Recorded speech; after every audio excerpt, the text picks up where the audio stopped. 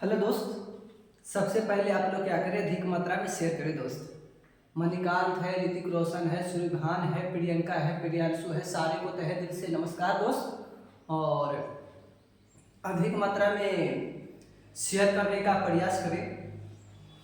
इतना शेयर करें दोस्त कि आपका मोबाइल का जो डाटा है ना दोस्त, शेयर करते करते आपका समाप्त हो जाए। और आज शयद वंश चलेगा दोस्त, और आप लोग अच्छी तरह से समझने का प्रयास कीजिएगा और हल्ला नहीं करना है दोस्त। लाइव चल रहा है तो आप लोग हल्ला नहीं कीजिएगा। और आज है शयद वंश चलेगा दोस्त, और ये जो है ना दोस्त सेकंड लास्ट है। और आप इसके बाद लोधी वंश है, और दिल्ली सल्तनत पे कोई वंश नहीं आया है, यानी वंश ही पूरा समाप्त हो जाएगा लोधी वंश के बाद दोस्त। तो ये बात ध्यान दीजिएगा, इसके बाद हम मुगल वंश आ जाएगा। तो इनको आज अच्छी तरह से समझना है दोस्त, और ए से लेकर जेड तक समझना है। और जिनको अगर पीडीएफ लेना है ना, पीडीएफ जिनको लेना है तो इस नंबर पे आपको कॉल करना है। मेरा टीम आप लोग को अच्छी तरह से प्रोवाइड कर देगा। 9503755827 पर आप लोग कॉल करें या तो मैसेज करें, आपको पीडीएफ मिल जाएगा मेरा टीम के द्वारा।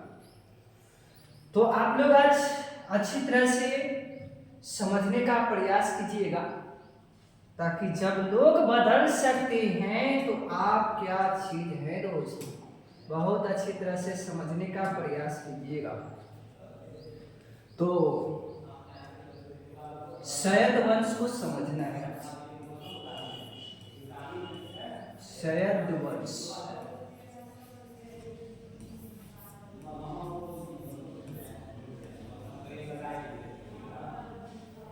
शयद वंश याद रखना है 1414 से लेकर 1451 तक चला है। ये शयद वंश आपका इतना चला है, यानी कुल कह सकते हैं शयद वंश 27 वर्ष तक चला है, 37 वर्ष तक चला है। कितना दोस्त? 37 वर्ष तक चला है आपका शयद वंश चला है। तो बहुत ध्यान से समझना है, अच्छे से समझना है, मोहब्बत से समझना है, प्यार से समझना है, दुलार से समझना है, इंसानियत के नाते से समझना है। तो अगर जॉब लेना है ना दोस्त, आईपीएस हो चाहे बिहार पुलिस हो या छोटा मोटा तो एग्जाम ऐसे निकल जाएगा खाली वीडियो देखकर दोस्त। तो बस अच्छी तरह से हौसला जो होता है ना, हौसला शांत रखना है और मेन समझते हुए चलना है। और जो उन्हें मुगल वंश से जो है गुलाम वंश से किसी कारण वंश से नहीं जुड़ पाए हैं, तो वे सब सारे वीडियो इस चैनल पर पड़ा है, और शुरू से गुलाम वंश से देखने का प्रयास करें, ताकि वहां से कुछ क्षमता यूनिवर्सिटी बढ़ता हुआ जाएगा और सिलेक्शन के पास जाएगा दोस्त। तो आज सबसे पहले ये वंश जो चला है ना, ये वंश चला है 37 वर्ष तक चला है, 37 वर्ष तक चला है। और ध्यान से समझना है, अच्छे से समझना है दोस्त। एकदम छोटे छोटे पॉइंट से लेकर हम बड़े बड़े पॉइंट तक समझाने का प्रयास करेंगे। शयद वंश का संस्थापक आपका पूछता है, संस्थापक आपका कौन है? शयद वंश का संस्थापक आपका कौन है? तो याद रखना है खिज्र खान। खिज्र खान बहुत ध्यान से समझते हुए चलना है दोस्तों। शयद वंश की संस्थापक स्थापना किसने किया था? तो खिज्र खान ने किया था। और खिज्र खान कौन था, इनको पहले समझा जाए दोस्त। सबसे पहले आप लोग तुगलक वंश के बारे में जानते होंगे। हाँ, तुगलक वंश के बारे में जानते होंगे। तुगलक वंश का अंतिम शासक, हाँ अंतिम शासक की जानते होंगे बहुत अच्छी तरह से। तुगलक वंश के अंतिम शासक याद रखना है दोस्त, नासिरुद्दीन, नासिरुद्दीन मोहम्मद नासिरुद्दीन मोहम्मद, इनको याद रखना, महमूद भी लिख सकते हैं, कोई दिक्कत नहीं होगा दोस्तों। और अच्छी तरह से ये अंतिम शासक था आपका तुगलक वंश के था। समझ जाओ दोस्तों मैं क्या समझाना चाह रहे हैं। खिज्र खान कौन था मैं ये समझाना चाह रहे दोस्तों। अब क्या होता है इनके शासन काल में, याद रखना है नासिरुद्दीन के शासन काल में, शासन काल में तैमूर लंग ने आक्रमण किया था। हाँ, तैमूर लंग ने आक्रमण किया था, ये याद रखना है। सारे पॉइंट्स आप लोग क्या कीजिए, नोट्स करते हुए चलना है दोस्तों, सारे पॉइंट्स नोट्स करते हुए चलना है, आपको अच्छी तरह से समझ में आ जाना चाहिए। तैमूर लंग था दोस्त, और 1300 याद रखना है 1398 ईस्वी में, 1398 ईस्वी में तैमूर लंग ने दिल्ली सल्तनत पे क्या किया था, भारत के दिल्ली सल्तनत पे अच्छी तरह से आक्रमण किया था। क्या किया था दोस्त, आक्रमण किया था, आक्रमण किया था।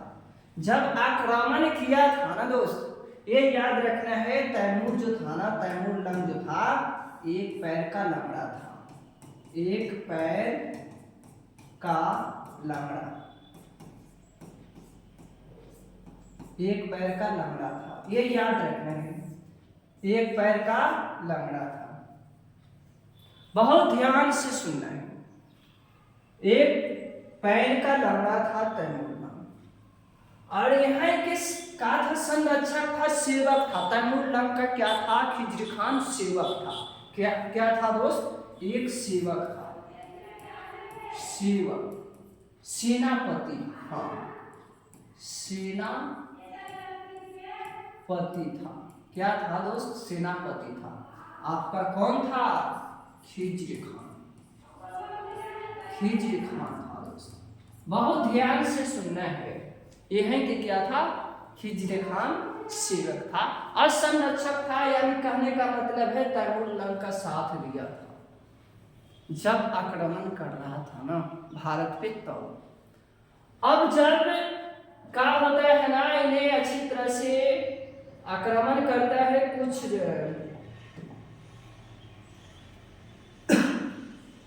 मुल्तान, लाहौर,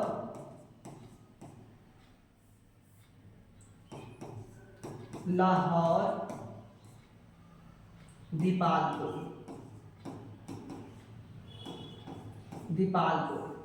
ये सब क्षेत्र जो है ना, मुल्तान नगर है, लाहौर है, अपना दीपालपुर है, ये सब क्षेत्र इनका जीता हुआ हिस्सा था। और जब ये भारत से जा रहे थे, तैमूर लंग भारत से जा रहे थे, तो क्या होता है ना दोस्त, ये सब क्षेत्र सौंप देते हैं खिज्र खान को। क्या करते हैं, सौंप देते हैं खिज्र खान। जब भारत से वापस जा रहे थे ना, तो ये खिज्र खान को सौंप के जाते हैं। ये सब तुर्क मुसलमान थे, ठीक है, लोदी वंश, अफगान मुसलमान। बहुत ध्यान से सुनना है, अफगानी थे वे सब। अब क्या होता है, यहाँ तक आपको अच्छी तरह से समझ में आ ही गया होगा दोस्त। खिज्र खान कौन था, तो हम कहेंगे कि तैमूर लंग का इन्हें सेवक के रूप में था। और जब जा रहे थे आपका तैमूर लंग जा रहे थे भारत से दोस्त, तो मुल्तान, लाहौर और दीपालपुर का क्षेत्र इनको सौंप देते थे। सौंप के गए थे कि लो आप ही सेवक है, रक्षा करना ध्यान से। अरे चले जाते हैं तुर्क तैमूर लग चले जाते हैं। जब चले जाते हैं ना तो खिज्र खान ने ऐसा सोचा कि अब तो यही इतना ही क्षेत्र पर मैं खुश नहीं रहूंगा और क्षेत्र पर हिस्सा पर मैं कब्जा करूंगा।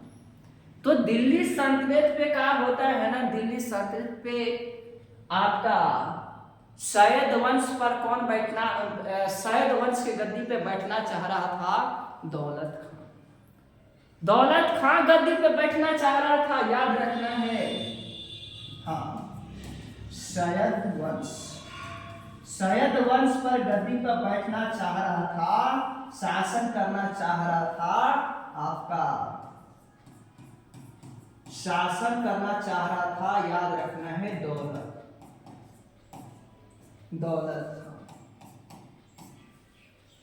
अब क्या होता है, खिज्र खान किसी तरह से सैयद वंश की गद्दी पे बैठ जाता है। सैयद वंश की गद्दी पर बैठ जाता है तो समझ में आ गया होगा कि सैयद वंश जो है ना, आपका सैयद वंश की स्थापना किसने किया था, तो गर्व से कहेंगे कि सैयद वंश की स्थापना खिज्र खान ने किया था।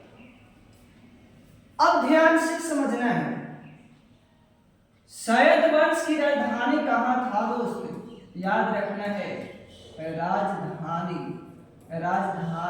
कहाँ था, तो दिल्ली था। कहाँ था दोस्त, दिल्ली था। ये पूछता है, ये क्या करता है दोस्त, पूछता है।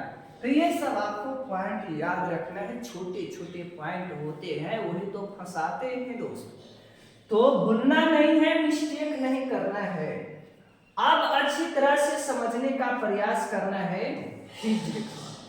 खिज्र खान को समझना है। हाँ, खिज्र खान का कार्यकाल सबसे पहले याद रखना है। कार्यकाल था 1414 से 1421 तक गद्दी पे। इसका कार्यकाल में कार्य पीरियड कहेंगे इसको, ठीक है। यानी कि 1414 से 1421 तक था आपका किनका, तो याद रखना है खिज्र खान। अब क्या होता है ना दोस्त, इनका 2 पुत्र हैं, याद रखना है, इनका 2 पुत्र थे। हाँ,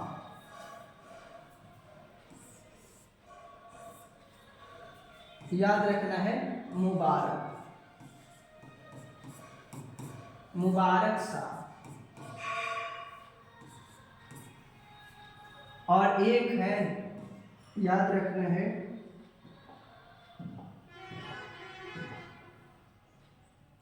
फरीद खान।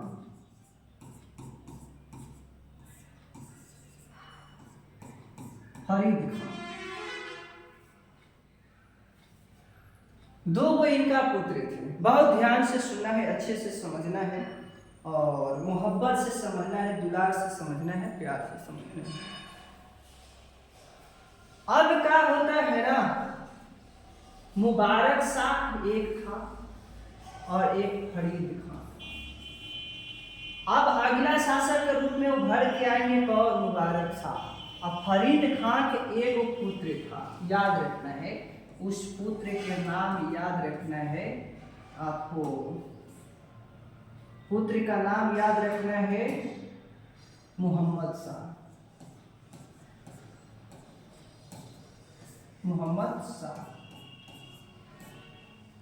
और पहला खिज्र खान याद रखना है, मुबारक शाह और मोहम्मद शाह। इसके बाद गद्दी पे कौन बैठेगा, तो अलाउद्दीन अहमद शाह। अलाउद्दीन अहमद शाह गद्दी पे बैठेंगे। तो बहुत ध्यान से समझना है। हाँ, क्या बोल रहे नीचे कीजिए, आलम शाह, वेरी गुड सर। हाँ, भेड़ी दोस्त। हाँ, आलम शाह, आलम ही होगा दोस्त, अलाउद्दीन आलम शाह। अब ध्यान से समझना है, इनका काल पीरियड याद रखना है दोस्त, इनका काल पीरियड याद रखना है 1421 से लेकर 1434 तक रहता है आपका मुबारक शाह। फरीद खां गद्दी पे नहीं बैठा था, एक बात ध्यान दीजिएगा दोस्त। और मोहम्मद शाह का याद रखना है आपका 1434 से लेकर 1434 से लेकर 1451 तक आपका गद्दी पे रहता है। ये बहुत ध्यान से समझना है, अच्छे से समझना है और प्यार से समझना है, दुलार से समझना है। तो बहुत ध्यान से समझने का प्रयास करना है। और हाँ बिल्कुल दोस्त, 21 से याद रखना है, 21 से आपका, हाँ 21 से 34, ठीक है। और वो मोहम्मद शाह का 34 से आपको 43 याद रखना है। हाँ 43, 1443। और फिर इसके बाद में गद्दी पे कौन बैठता है? इसके बाद में गद्दी पे बैठता है आपका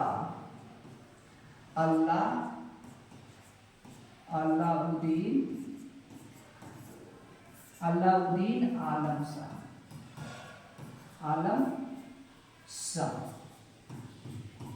और ये गद्दी पे बैठते हैं 1443 से लेकर 1451 तक गद्दी पे बैठते हैं। यानी कि लास्ट शासक के रूप में यही थे, अलाउद्दीन आलम शाह ही थे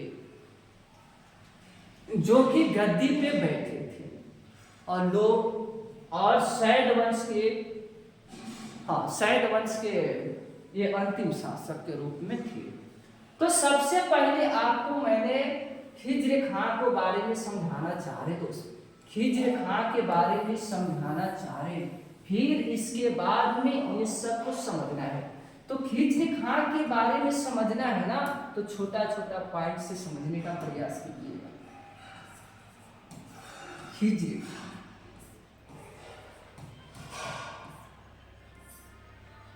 खिज्र खान का 1414 से 1421 तक था। इतना याद रखना है, इसका काल पीरियड इतना है। अब ध्यान से सुनने का प्रयास करना है कि खिज्र खान का पिता का क्या नाम था। पिता का नाम याद रखना है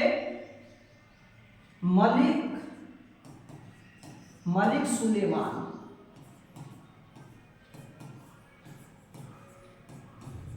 मलिक सुलेमान था, यानी कि पिता का क्या नाम था? मलिक सुलेमान था। अब ध्यान से सुनना है, इनकी माता का विवरण नहीं मिलता है दोस्त, माता का विवरण नहीं मिलता है, नहीं मिलता है।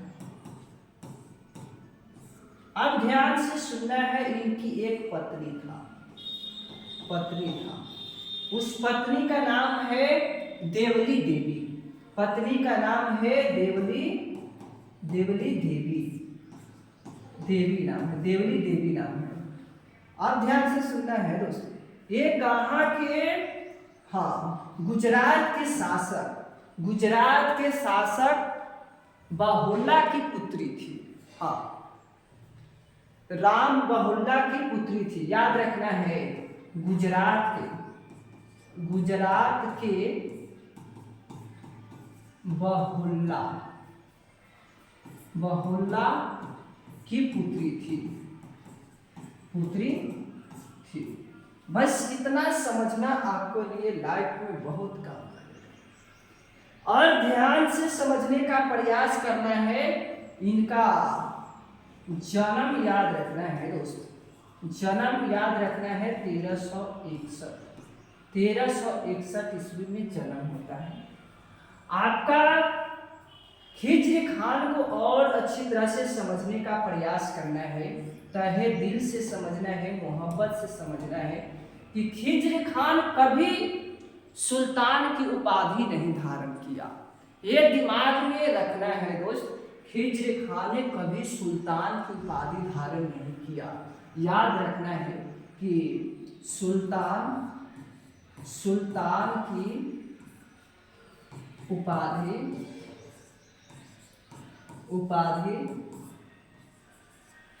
धारण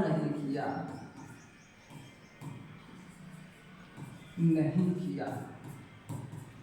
ये याद रखना है, ये बहुत अच्छा पॉइंट है। और याद रखना है दिल्ली सल्तनत के एक और शासक है, वो भी आपका क्या है ना दोस्तों, कभी सुल्तान की उपाधि धारण नहीं किया। ये पहला व्यक्ति है। एक व्यक्ति को और याद रखना है, कुतुबुद्दीन ऐबक। कुतुबुद्दीन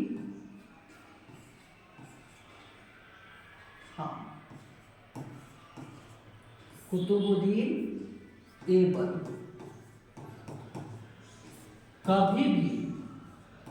कभी भी सुल्तान की उपाधि धारण नहीं किया।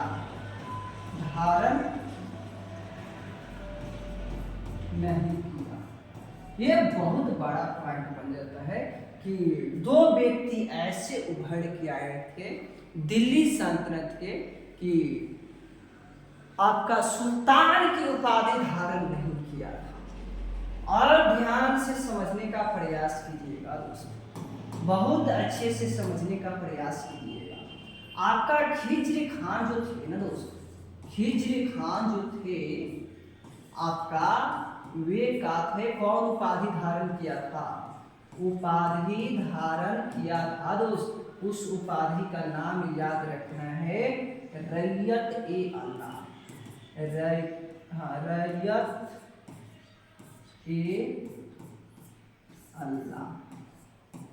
रैयत ए अल्लाह की उपाधि धारण कौन किया था? तो याद रखना है प्यार से, दुलार से, अच्छे से, कि आपका वही व्यक्ति है जो खिज्र खां जो है कि आपका तैमूर लंग का सेवक माना जाता है। और ये भी पॉइंट अच्छी तरह से याद रखना है। नीचे कीजिए, तो उस बंदे ने बहुत टाइपिंग कर रखा है, नीचे कीजिए। सर बिहार पुलिस का वैकेंसी आ गया है और फॉर्म फिलअप भी कर दिए हैं। और नीचे कीजिए उसका, इस बार हो जाएगा। वे आप पे डिपेंड करता है दोस्त, वे आप पे डिपेंड करता है किस तरह से आप पढ़ाई पढ़ रहे हैं। अगर यहाँ वाला जो है ना दोस्तों, नोट्स करते रहिएगा ना, जितना सारे अच्छे अच्छे पॉइंट लिखा रहे हैं, ये सब नोट्स करते रहिएगा ना, तो आपका सिलेक्शन अवश्य होगा। इसमें कोई दो राय नहीं है। कैसे नहीं हो सकता है? और नहीं होगा तो जिम्मेवारी आपका है कि आपने पढ़ा था, आपने ही एग्जाम देने जाएगा, तो बताओ दोषी कौन होंगे? दोषी तो आप ही होंगे ना दोस्त।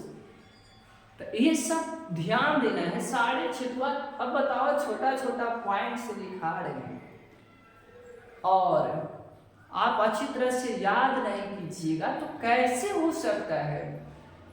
वे आप पे डिपेंड करता है ना। अच्छी तरह से आप पढ़िए, मन लगा के पढ़िए, दौड़ने का प्रयास मत कीजिए कि बिहार पुलिस का वैकेंसी आ गया, घर से चल दिए जूता मोजा पहन कर दौड़ने के लिए, तो उसको बैकूफी ना बोला जाएगा दोस्त। क्या बोला जाएगा? पहले उसका एग्जाम लेगा, तो एग्जाम पर ध्यान दिया जाएगा। एग्जाम देकर रिजल्ट अच्छा आ जाएगा, क्वालिफाई कर जाएंगे, तब जितना दौड़ना होगा दौड़ेंगे। तो पहले देखते हैं अधिकतर मात्रा में 50% कह सकते हैं कि दौड़ने वाला ही होता है, और 50% पर ही लड़ाई को लड़ते हैं अपनी कलम की जोर। तो वैसे व्यक्ति को मैं धन्यवाद देना चाहता हूँ कि उसी तरह से मेहनत करना है, कलम के बदौलत ही मेहनत करना है। आपका दौड़ने का प्रयास मत करना दोस्त, याद रखना है। रैयत ए अल्लाह की उपाधि धारण किया था खिज्र खां ने किया था। और ध्यान देना है, एक पॉइंट यहाँ से और अच्छे होते हैं। एक पॉइंट यहाँ और अच्छा होता है दोस्तों, याद रखना है खिज्र खान के बारे में। खिज्र खान के बारे में, यह अपने नाम पर खुदवा नहीं पढ़वाया। यह जो है ना दोस्त, यह अपने नाम पर खुदवा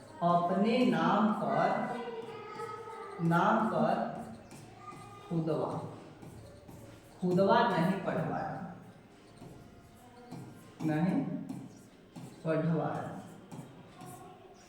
अपने नाम पर खुदवा नहीं पढ़वाया। मध्य एशिया में एक शाहरुख था, और शाहरुख को अच्छी तरह से सारी चीज भेजते रहता था आपका खिज्र खान ने। उन्हीं के नाम पर संयोग के रूप में उन्होंने खुदवा पढ़वाया। याद रखना, शाहरुख के नाम पर, शाहरुख के नाम पर खुदवा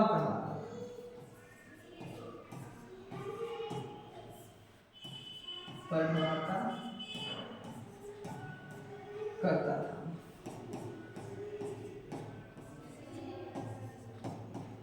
ये सब आपको नोट्स करते हुए चलना है अच्छी तरह से, मोहब्बत से, प्यार से, दुलार से, और कॉपी पे अच्छी तरह से नोट्स करते रहेंगे और सिलेक्शन के पास रहेंगे।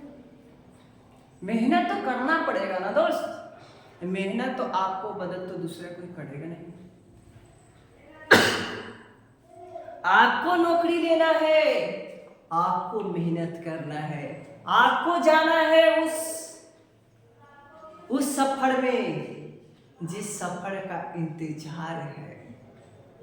बॉर्डर पर आपको ही जाना है दोस्त। आप मेहनत कीजिएगा तो अवश्य मिल जाएंगे।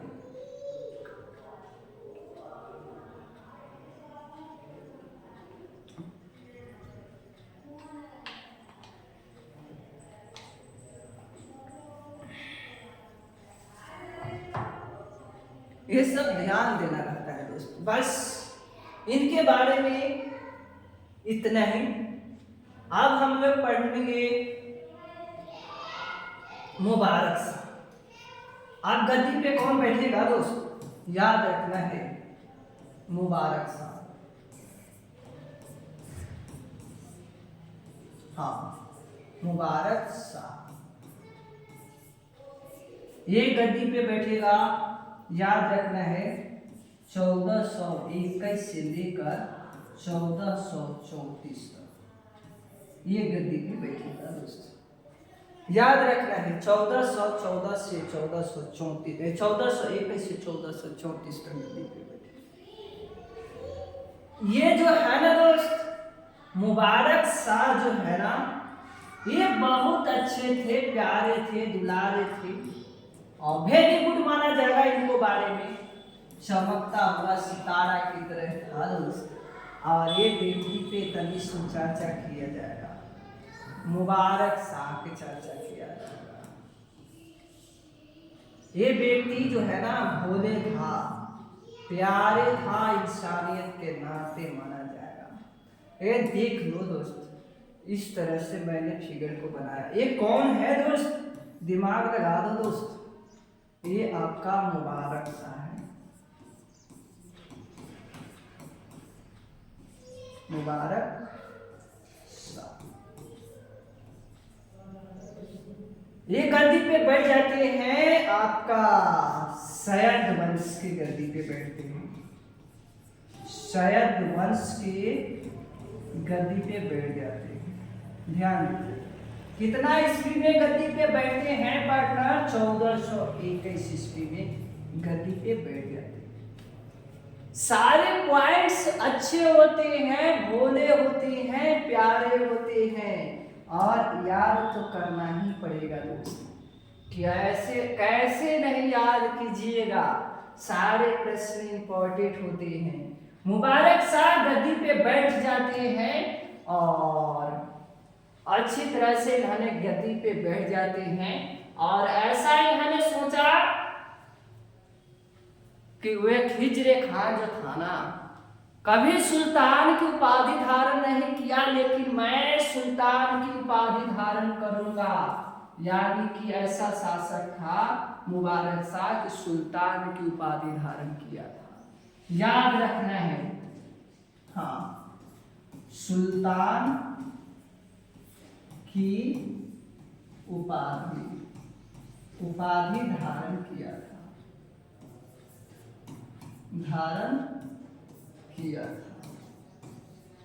और याद रखना है दोस्त अच्छी तरह से, सुल्तान के तो उपाधि धारण किया था ही, और शाही का भी उपाधि धारण किया था।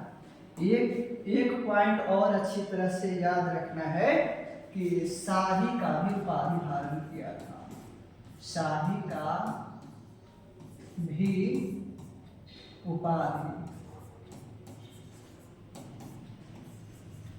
धारण किया, शाही का भी उपाधि धारण किया था। याद रखना है, नोट्स करते हुए चलना है रे छिटवा, ये सब नोट्स करते हुए चलना है। ये सबसे शक्तिशाली शासक था, हाँ, सबसे शक्तिशाली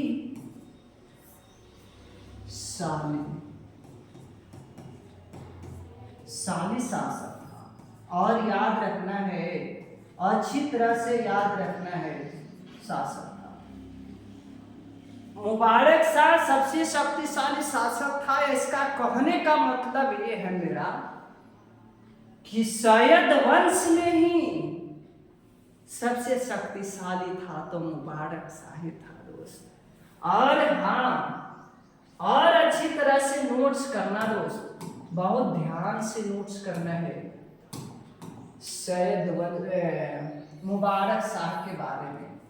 गंगा नदी के किनारे, गंगा नहीं, यमुना नदी के किनारे, यमुना नदी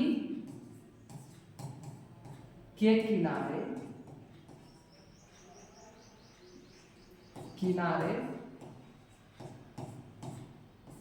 यमुना नदी के किनारे का होता है ना दोस्त, इन्होंने एक नगर की स्थापना करता है मुबारकाबाद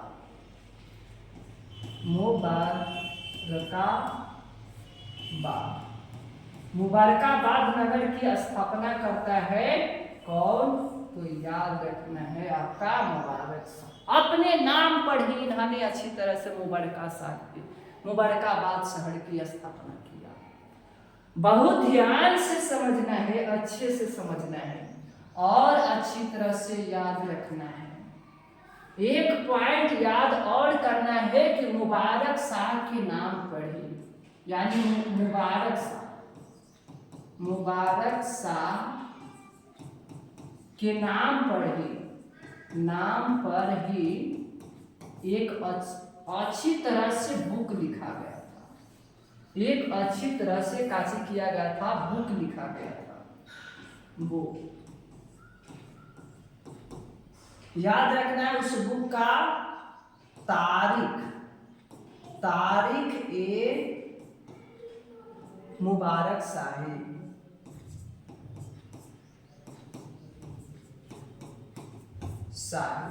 तारीख ए मुबारक शाही एक बुक लिखा गया था आपका मुबारक शाह के नाम पर ही। अच्छे बुक थे और इस बुक में ही मुबारक शाह का विवरण मिलता है। और ध्यान से समझने का प्रयास करना है इस बुक से रिलेटेड में। ये किसने लिखा था? वहिया बिन सरहिंद, वहिया बिन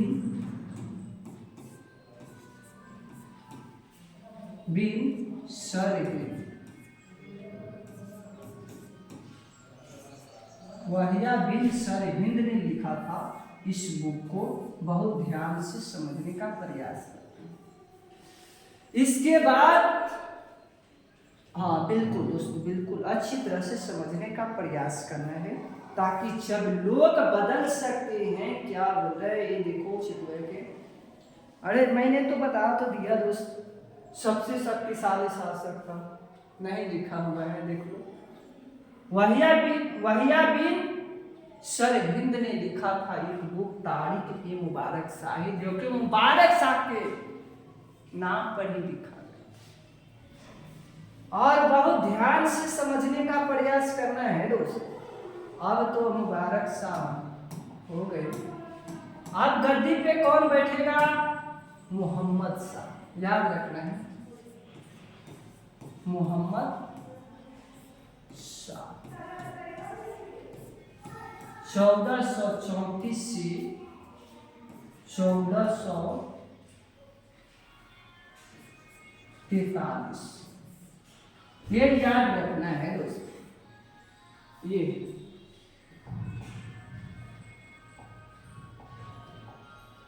मोहम्मद शाह 1434 से 1443 तक अच्छी तरह से समझना है, इनके बारे में नहीं पढ़ना है उतना दोस्त, आपको डायरेक्ट पढ़ना है। अलाउद्दीन आलम शाह, बिल्कुल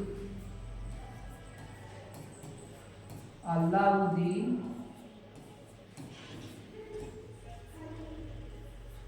आलम शाह।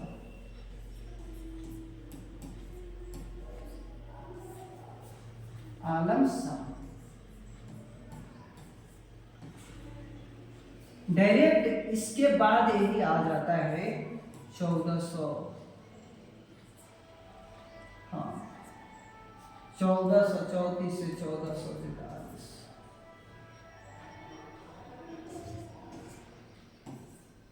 हाँ बिल्कुल दोस्त, याद रखना है, बहुत अच्छी तरह से समझने का प्रयास करना है, ताकि जब लोग बदल सकते हैं तो आप क्या चीज़। तो 1443 से बोला दोस्तों, 1443 से लेकर 1451, इनके इतना इम्पोर्टेंट नहीं है कि आपको एग्जाम में पूछेगा। आलम शाह के इससे भी ज्यादा नहीं पूछता है कि सैयद वंश का अंतिम शासक कौन था, याद रखना है। सैयद वंश का अंतिम शासक सैयद वंश का अंतिम शासक कौन था दोस्त? याद रखना है, आलम शाह थे। और ध्यान से सुनना, एक पॉइंट इनका बारे में और पूछता है आपका अलाउद्दीन आलम शाह के बारे में। ये गद्दी छोड़कर भाग गया था दोस्त, गद्दी छोड़कर भाग गया। गद्दी छोड़कर भागने वाला व्यक्ति आपका यही है, अलाउद्दीन आलम शाह है। और इसके बाद सैयद वंश समाप्त हो जाते हैं। हाँ, सैयद वंश जो है ना दोस्तों, सैयद वंश सबसे कमजोर था, याद रखना है। सैयद वंश सबसे कमजोर वंश रहा, याद रखना है, सबसे कमजोर वंश था।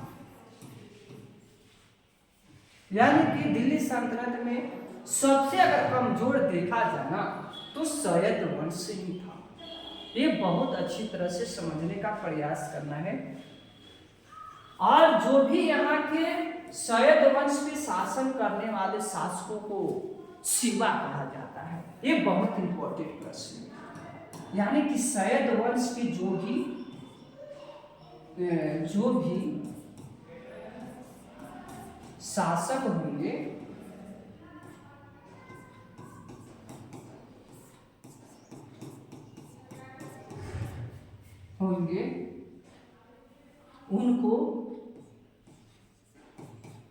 उनको शिवा कहा जाता है, शिवा कहा जाता है।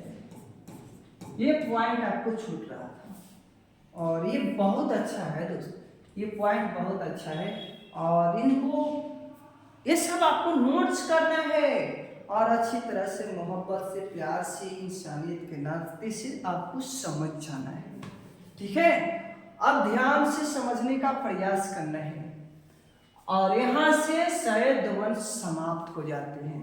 कमजोर आते गया ना, सारे चलते गए। तो मुबारक शाह पर तो भरोसा था, शक्तिशाली था इस वंश के और चलना चाहिए था, लेकिन ऐसा हुआ नहीं, तो समाप्त हो जाता है। ये वंश ही पूरा समाप्त हो जाता है।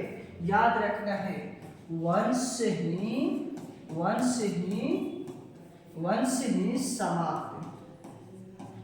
समाप्त हो जाता है। ये सब और होते हैं, और जैसे जैसे हो रहा है, तुगलक वंश समाप्त हो गया, गुलाम वंश समाप्त हो गया, इसका भी समाप्त हो गया। एक लोधी वंश बचल है लास्ट, और दिल्ली सल्तनत के जो भी शासक होंगे उनको सुल्तान कहा जाएगा। लेकिन समझो, कुतुबुद्दीन ऐबक और एक हिज्र खान ने सुल्तान का ही उपाधि धारण नहीं किया।